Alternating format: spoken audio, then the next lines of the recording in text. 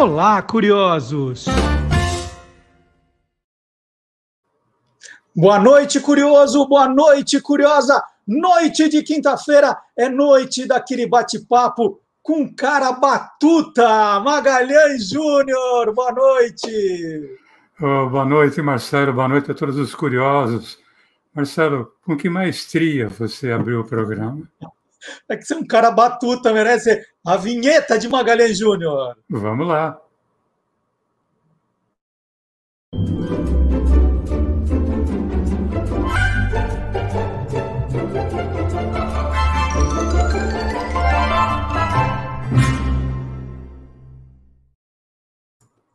Ô Maga, hoje o programa é todo seu. Você é o maestro desse programa. Eu vou ser só o seu espala aqui, tá bom? Obrigado, Marcelo. Vou procurar fazer a regência desse programa como se deve.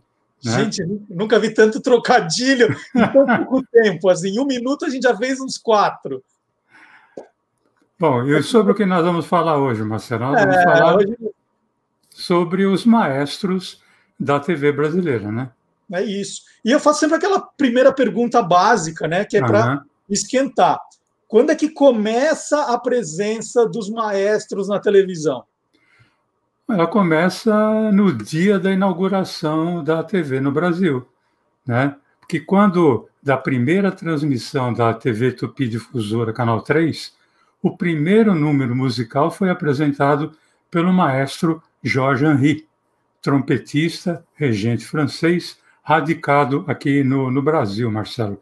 Aliás, na noite inaugural, nós tivemos a presença de 2 maestros, porque além do maestro Georges Henry, tivemos a apresentação de números musicais com o também maestro e pianista Rafael Purielli.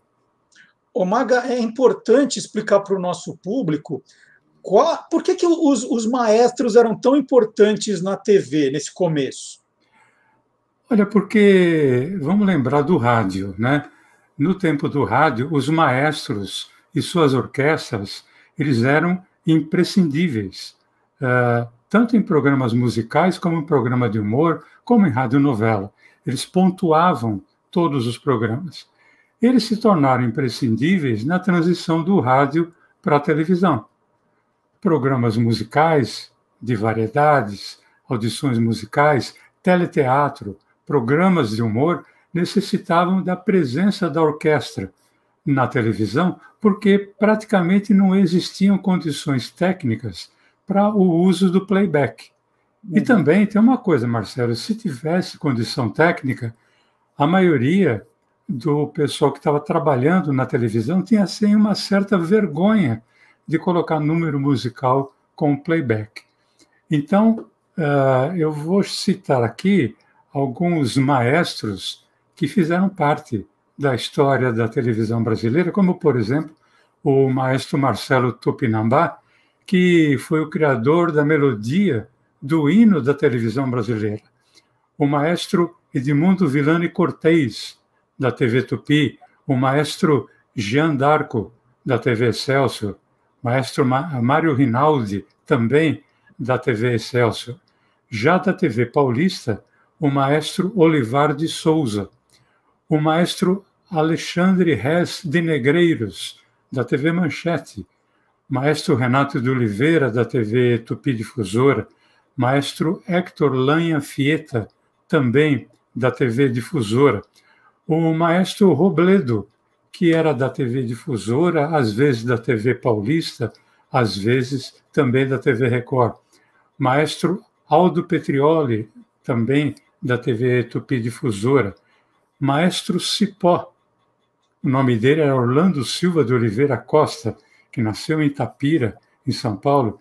Ele era muito ligado à TV Tupi do Rio, assim como o maestro carioca, chamado Ivan Paulo da Silva, que nasceu em Taubaté, aqui no interior de São Paulo, o maestro Rogério Duprá, que além de ser grande arranjador de músicas do movimento do tropicalismo, também comandou um programa na TV Excelsior chamado Música Erudita Moderna. Ô, Magui, esses maestros, eles eram estrelas, assim? Eles eram reconhecidos na rua, paravam para dar autógrafo? Olha, maestro Marcelo, Tudo bem, tudo bem. tudo bem. Maestro Marcelo Duarte. Eles não eram muito eles eram conhecidos pelo nome, mas eles não eram conhecidos fisionomicamente. E o motivo era óbvio, porque a orquestra ficava sempre de frente para as câmeras. Logo, o maestro, que é obrigado a ficar de frente para a orquestra, acabava ficando de costa para a câmera. Então, era mais fácil você conhecer o maestro de costas do que de frente. Por exemplo, o maestro Ciro Pereira, da TV Record. Ele que era casado com a cantora Estherzinha de Souza, ele participou ativamente da programação da TV Record nos anos 50, mas pouco se via o seu rosto. O maestro Ciro Pereira, que além de brilhar criando trilha sonora para filmes, viria a ser também um dos fundadores da Jazz Sinfônica. Vamos lembrar aqui, Marcelo, a participação do Gilberto Gil e os Mutantes no Festival da TV Record de 1967, coisa que nós falamos há pouco tempo. Dá para ver o maestro Ciro Pereira regendo a orquestra na introdução da música, só que ele está de costas. E ele, como sempre, ali permanece de costas, só que tem um momento em que a câmera dá um close no Gil. Aí dá para ver o maestro Ciro Pereira de perfil. Então, eu acho que seria legal a gente rever essa introdução da música Domingo no Parque com Gilberto Gil, para a gente ver pelo menos um pouquinho o maestro Ciro Pereira em ação, mesmo que dê para se ver apenas o seu perfil. Vamos ver.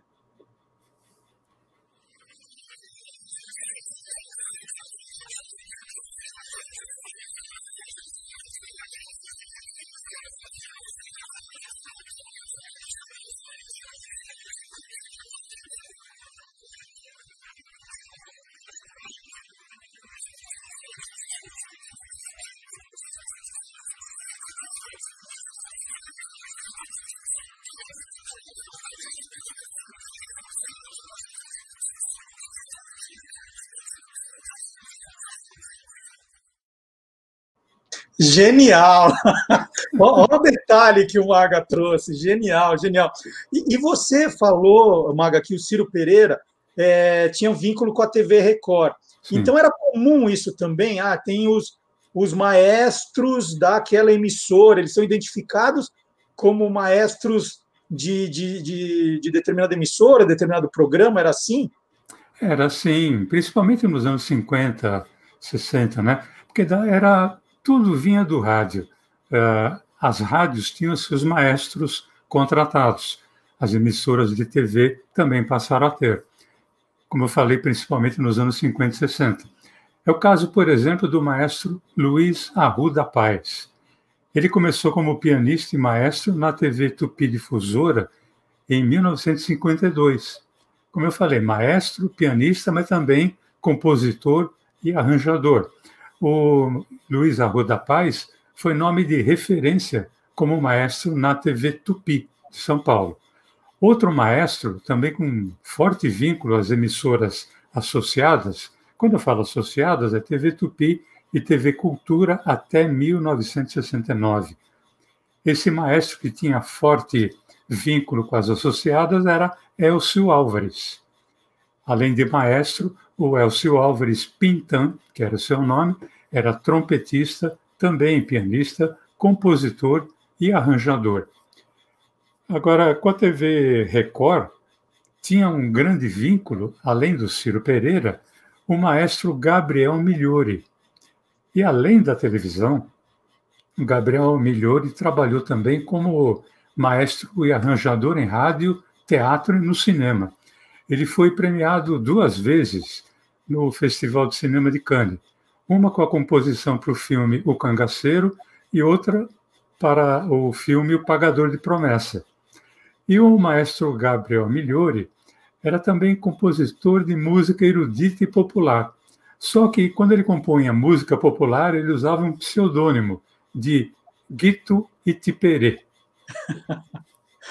Outros dois grandes maestros que tinham referência agora com a TV Paulista Canal 5 foram Guerra Peixe e o maestro Osmar Milani. Osmar Milani, como maestro, ele lançou vários discos com a sua orquestra e eu tive o prazer de ter o convívio com o maestro Osmar Milani quando eu comecei a trabalhar no SBT.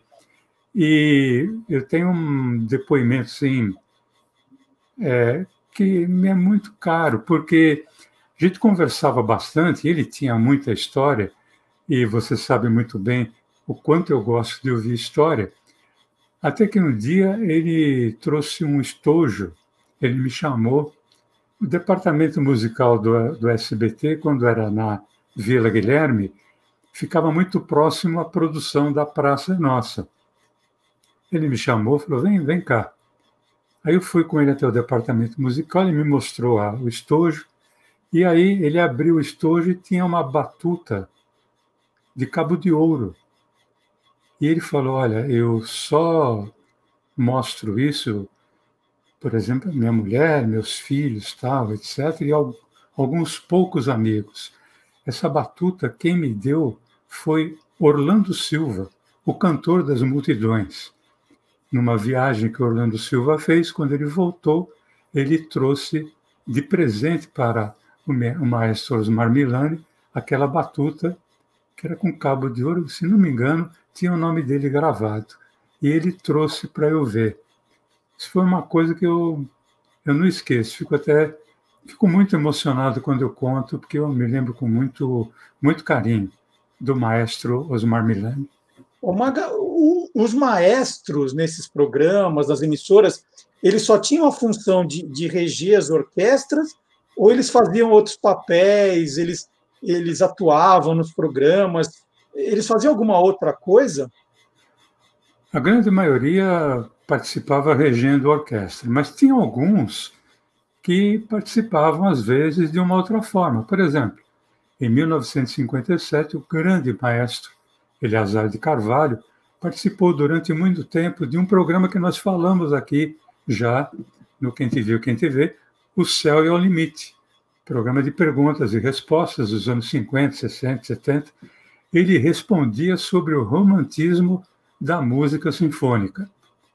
Agora, tinha um outro maestro chamado Erlon Chaves, que entre os anos 60 e 70 ele apareceu de várias formas na televisão.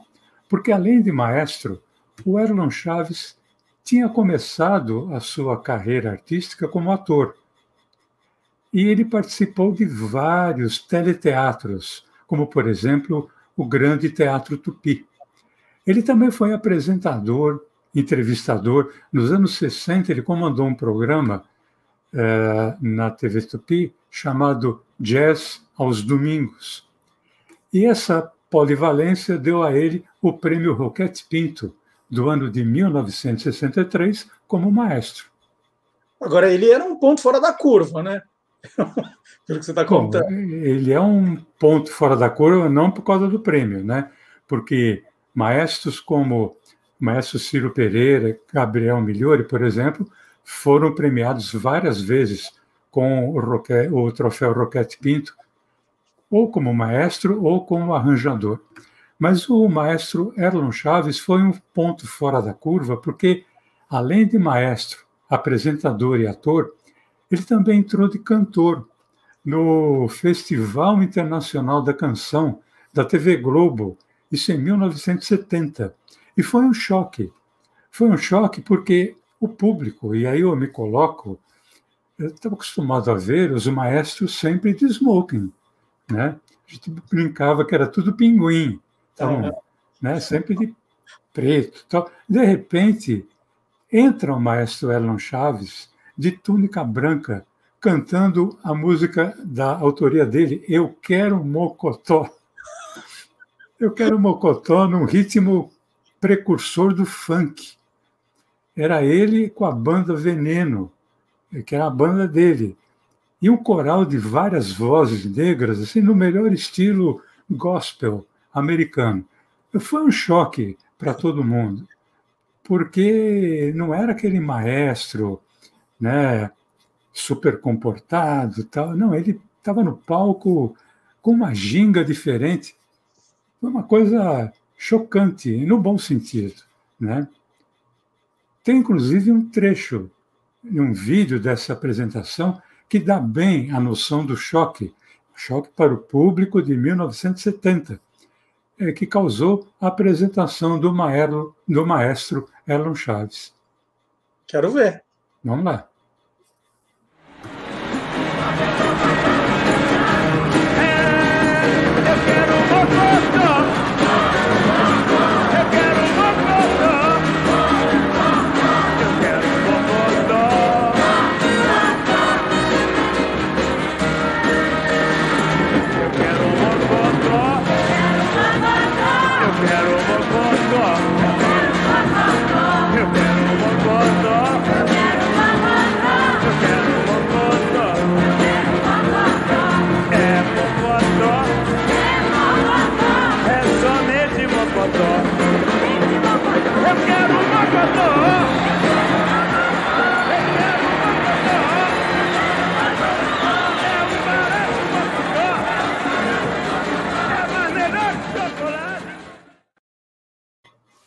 Bom, você já me convenceu que o Erlon Chaves é o maestro mais emblemático de todos os tempos. Ele foi o único, ou tinha outros desse naipe, assim? Não, é que eu estou rindo, desculpa, não é por nada, mas é porque dá a impressão que a letra da música é só Eu Quero Mocotó, era praticamente isso mesmo, né? Mas foi muito louco assistir isso, Marcelo. Ele foi um maestro extremamente emblemático da televisão brasileira, mas não foi o único, né? Eu poderia citar aqui, por exemplo, o maestro Zácaro, que foi muito emblemático na TV de São Paulo, durante os anos 70 e 80.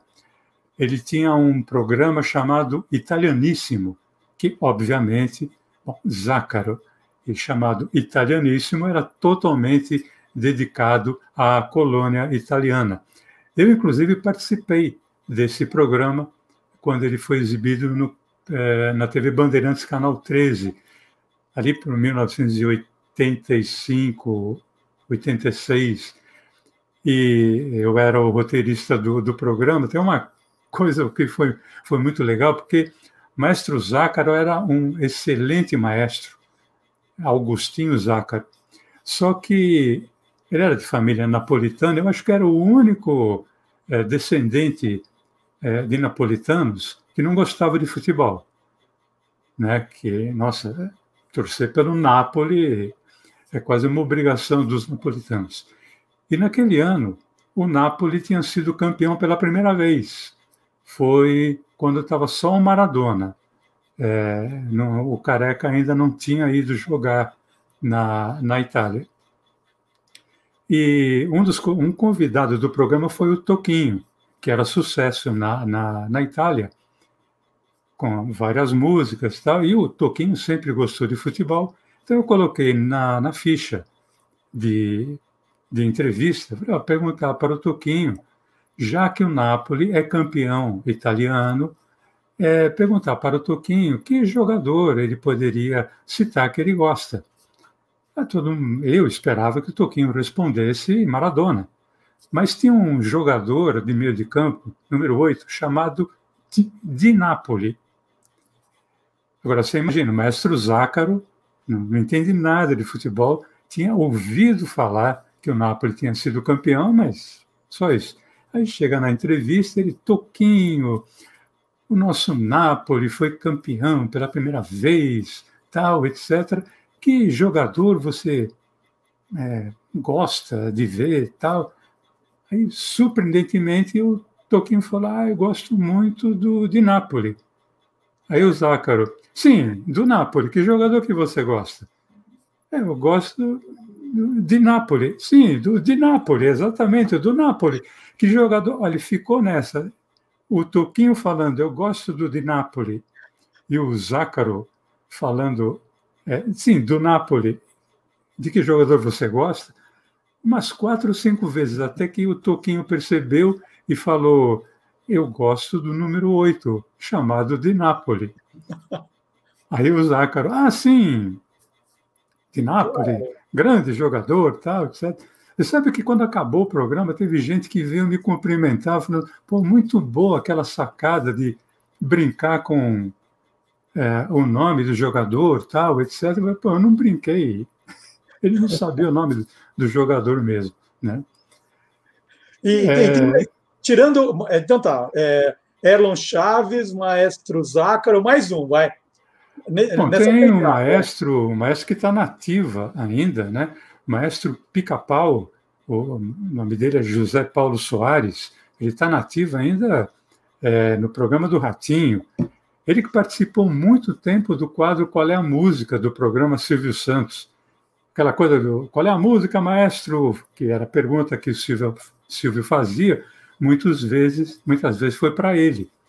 Outro, mais emblemático ainda desse programa, Qual é a Música, foi o querido maestro Zezinho, o José Carlos Batista Júnior. Maestro Zezinho, inclusive, chegou a ter um programa solo, chamado Maestro Zezinho Entre Amigos. Tem um rápido videozinho desse programa. Acho que seria legal a gente relembrar o maestro Zezinho, Marcelo. Vamos lá.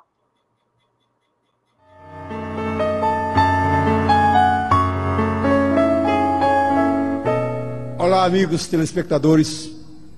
Estou estreando hoje o meu programa de televisão Maestro Zezinho Entre Amigos. Creio que muitos dos senhores conhecem o meu trabalho na televisão, pois estou há muitos anos com Silvio Santos e com ele fazendo vários programas, sempre conduzindo orquestra. Porém, hoje é um pouco diferente. Hoje aqui não estarei conduzindo orquestra, e sim o meu próprio programa. Ô Maga, esse programa era no SBT? Não era não. Eu, sinceramente, Marcelo, eu não consegui levantar a ficha de que emissora era esse programa. Se algum dos nossos amigos curiosos souber, por favor, nos mande a mensagem para a gente poder completar a informação depois. E no Qual é a Música, não aparecia o rosto dele, né? Era só a mão, não era isso? Só a mão, tanto dele quanto do maestro Pica-Pau. Uhum. E, às vezes, até o maestro Osmar Milano chegou a participar, mas era só a mão, você não via o maestro, não. Então, olha, nós temos o Erlon Chaves, o Zácaro, o maestro Zezinho, que tiveram programas. Outros maestros tiveram programas deles também, assim? Sim. Bom, um deles é um dos nomes mais famosos entre maestros da televisão, Silvio Mazuca. Maestro Silvio Mazuca, que tocava xilofone. Na época a gente falava marimba, né? Mas parece que existe uma pequena diferença entre um e outro, no tamanho, na espessura da tecla de madeira. Mas o maestro Silvio Mazuca, ele apresentou programas, por exemplo, na TV Excelsior, na TV Tupi, também na TV Cultura, quando pertencia aos Diários Associados, e, em geral, eram programas que uniam música e entrevista. Ele deixava os seus convidados assim, muito à vontade, muito confortáveis, porque ele era muito querido por todos. E uma das últimas lembranças que eu tenho, eu acho que a maioria das pessoas tem, do maestro Silvio Mazuca, é do programa Festa Baile, já nos anos 80, na TV Cultura, mas aí já na TV Cultura, como a gente conhece hoje, né? Pertencente à Fundação Padre Anchieta.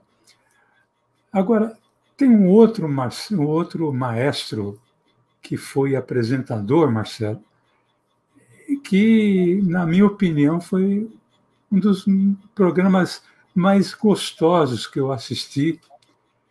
Esse maestro era italiano, chamava-se Enrico Simonetti. Além de maestro, pianista, ele era arranjador. E tem um detalhe, ele nunca se incomodou com o fato de a maioria das revistas da época insistirem em chamá-lo de Henrique Simonetti. Nossa, o que eu li e ouvi de falar do maestro Henrique Simonetti foi uma grandeza. Ele começou na TV Paulista, Canal 5, e ele se notabilizou também pela criação de trilhas para cinema. Sempre à frente da sua orquestra, ele foi ganhando cada vez mais espaço na TV, até que no ano de 1961 ele estreou seu próprio programa na TV Excelsior de São Paulo, o Simonetti Show. Olha, era de sexta-feira, tipo 20 ou 21 horas. Era uma delícia, Marcelo, porque ele mesclava boa música, entrevista e muito humor. Bom, o humor vinha a começar pela presença da Lolita Rodrigues. Ela interpretava a secretária, a Dona Lola, secretária do maestro Simonetti. E o programa foi escrito inicialmente pelo José Bonifácio Sobrinho, o Boni, e na sequência pelo Jô Soares. E, além das esquetes entre o Simonetti e a Lolita Rodrigues, também aconteciam esquetes memoráveis de humor com a participação de alguns dos seus músicos, principalmente com o guitarrista, de quem eu gosto muito também, Edgar Gianulo. Né? E o programa Simonetti Show ele ficou no ar de 1961 a 1963, sempre com uma grande audiência, transformando o maestro Enrico Simonetti numa unanimidade na nossa televisão. No ano de 1963, foi o ano que ele resolveu retornar para a Itália, foi justamente o ano que ele ganhou o troféu Roquette Pinto como o melhor programa de televisão. Né? E a sua despedida da televisão brasileira foi marcante, porque ela foi numa cerimônia com muita emoção, e ele passou a batuta, sabe para quem? Vamos ver se adivinha, Marcelo. Eu queria alternativas, por favor. Maestro Luiz Arruda Paz, Peraí. Maestro Erlon Chaves e Maestro Ciro Pereira. Qual que era o número 1? Maestro Luiz Arruda Paz. Esse, Luiz Arruda Paz. Não, Marcelo, hoje você errou, porque ele passou, maestro Enrico Simonetti passou a batuta para o maestro Erlon Chaves. Como se ele entendesse que o Erlon Chaves era quem poderia dar continuidade àquilo que ele construiu na televisão brasileira. E eu tenho aqui, Marcelo, um registro do quanto eu gostava do maestro Enrico Simonetti. Aqui, um compacto duplo que eu comprei quando eu tinha, acho que 11 anos. Mostra o outro lado da capa. Olha só. E é hi-fi. Hi-fi estéreo. É uma coisa de luxo até para a época. Infelizmente, Marcelo, não existem registros do programa Simonetti Show, mas existem registros de um outro programa comandado por um grande maestro chamado Isaac Karabchevsky. Eu sei que você gosta muito desse cara. Muito. Parece que você, inclusive, teve alguma coisa relacionada à música por influência do maestro Isaac Karabchevsky, não foi, não? Foi aniversário de um shopping center perto da minha casa, né, no bairro de Pinheiros. Um shopping center estava fazendo aniversário, isso anos 70, e eles tiveram a ideia de fazer durante alguns finais de semana, acho que era sempre era um domingo por mês. Eles armavam um palco no estacionamento e nós víamos a orquestra, acho que era a Orquestra Sinfônica Brasileira, regida pelo maestro Isaac Karabchevsky. E ele escolhia sempre as músicas clássicas mais populares, aquele programa que nós conhecíamos dos filmes, dos comerciais, né? Então, porque a gente acha que eu não conheço música clássica, mas a gente ouve música clássica o tempo todo. O tempo todo, exatamente. Sabe, né? E ele chegava nesse ponto de pegar as músicas mais conhecidas. E em determinado momento, no final do espetáculo, ele chamava crianças para reger a orquestra. E era um momento muito legal, né? Que as crianças, e eu ficava alvoroçado, eu queria ir lá para o palco reger a orquestra. E ele começava brincando que era a criança regia e não saía nada. E aí depois a orquestra combinada, ensaiada, fazia um número maravilhoso com a criança regendo. Eu nunca fui chamado. Eu só fui realizar esse desejo de criança com o maestro Ederlei Russi, da banda sinfônica do Conservatório Villa-Lobos, há 2 anos. Né? Ele me chamou para o palco para a gente falar. Eu falei, eu posso realizar um sonho de criança? Eu queria reger a orquestra. E aí foi muito legal, né? Porque ele fez a mesma brincadeira. Na hora que eu fiz, né, a orquestra não tocou absolutamente nada. E aí depois ele falou, não, vamos lá, vai. Aí ele ficava meio escondidinho ali regendo, e eu fazendo papelão de achar que estava regendo alguma coisa. E aí eu sempre digo que eu devo o meu gosto pela música clássica ao maestro Isaac Karabichevsky. E você vê, né? Ele tinha tanto esse prazer em, vamos dizer assim, popularizar a música clássica, que ele elaborou um programa em 1971 pela TV Tupi com essa finalidade, né, de aproximar o erudito do popular. Esse programa chamava-se A Grande Noite. E tem um registro desse programa que está no canal YouTube, o Speed Merchant, e nele o maestro Isaac Karabichevsky, com a presença do Tamba Trio, que eram 3 músicos sensacionais, o maestro ele mostrava de um modo assim bem didático como é que tinha surgido a batida da bossa nova. E quem anunciava o maestro para a sua entrada era a Iris Lettieri, que anos depois viria a ser a voz dos aeroportos. Sim, das chamadas de voos. Né? Nossa, aquela voz maravilhosa. Ô, Maga, agora só vou inverter, né? A gente está falando dos maestros que foram maestros de verdade na televisão. Uhum. Agora, a televisão teve personagens maestro, o contrário, programas que o tema eram de maestro, mas não necessariamente com maestros? Teve os 2 tipos. Teve um programa que tinha maestro no título, mas era feito por maestro também. O primeiro deles aconteceu em 1956. Era um programa exibido pela TV Paulista, Canal 5, e se chamava Quando os Maestros se Encontram.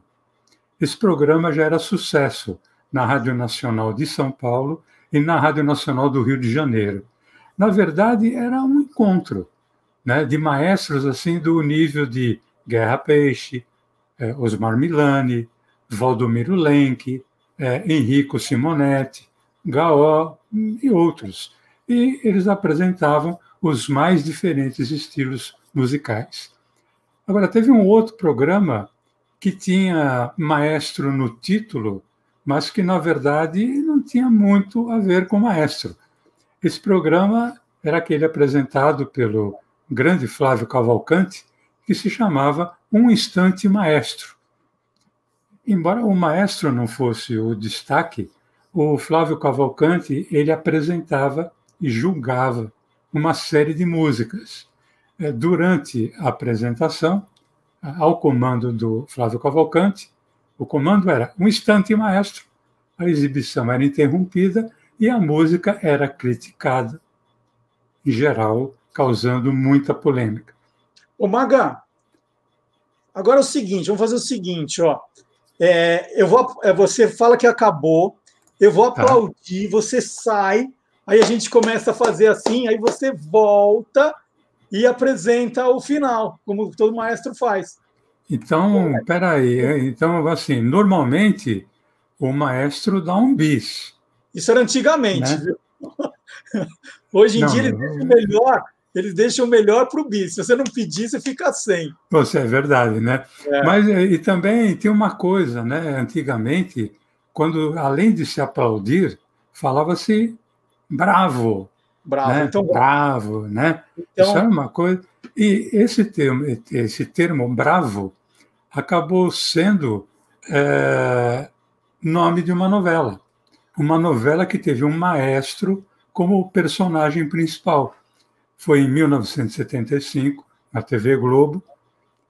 A novela era da Janete Claire. A novela chamava-se Bravo. Nessa novela, o ator Carlos Alberto ele interpretava um maestro chamado Clóvis de Lorenzo, que, apesar de já ter ganho vários prêmios, ter muita fama, ele não considerava digno o seu trabalho. Ele vivia num constante conflito pessoal em busca daquela que seria a sua obra de autoafirmação. Só que tem uma coisa que foi muito interessante: o ator Carlos Alberto, ele não era músico, mas ele tinha um excelente, digamos, treinador como maestro. Quem era o treinador dele? Era ninguém menos que o maestro Júlio Medalha. Que legal. Daí o sucesso do personagem, né? Ou seja, foi o sucesso também do grande maestro Júlio Medalha. Muito legal. E o maestro Júlio Medalha depois teve programa na TV Cultura também. Tem muitos programas com maestros na TV Cultura. É muito legal essa sua lembrança. Bravo! Bravo! Eu não vou sair porque senão você não me deixa voltar. Não, vou pedir mais. Vou fazer até você voltar. Muito legal, Maga. Quando você propôs o tema, eu até falei para você, eu falei assim, eu acho que é 3 ou 4 só, são poucos os maestros. Vamos levar 5 minutos de programa e pronto, né? Esse programa vai ser curtinho. Aí não, olha, quanta coisa legal, quantas lembranças interessantes, e como sempre, né? Pode ser que um ou outro tenha escapado. Obviamente, a gente acaba esquecendo o nome de um ou outro, mas eu acho que esses que foram citados, eles acabam representando todos os maestros que fizeram e que fazem história da televisão brasileira. É isso aí. Então, olha, dado o recado aqui, os maestros que fizeram a história da televisão no Brasil, ótimo tema que o Magalhães trouxe para a gente. Lembrando, né, que você pode deixar ao final do programa, ou durante o programa, ou na reprise, quando você for ver de novo, um like, um comentário, compartilhar o programa, assistir aos programas anteriores, estão todos no arquivo do canal do Guia dos Curiosos no YouTube, e curtir também no sábado Olá Curiosos. Todo sábado nós retiramos um trecho desse programa aqui também, né, um momento legal, bacana, para quem não assistiu, né, ficar com vontade de ver. E é muito bacana porque, além do programa às quintas-feiras, a gente vê durante a semana as pessoas assistindo, compartilhando, comentando. Isso é ótimo. Maga, sensacional, viu? Show! Bravo para nós todos, né? Bravo para nós, bravo para os nossos amigos curiosos. É isso aí. Então, quinta-feira que vem, tem mais um Quem Te Viu, Quem Te Vê. Tchau, Maga. Boa noite. Até semana que vem. Boa noite, um abração.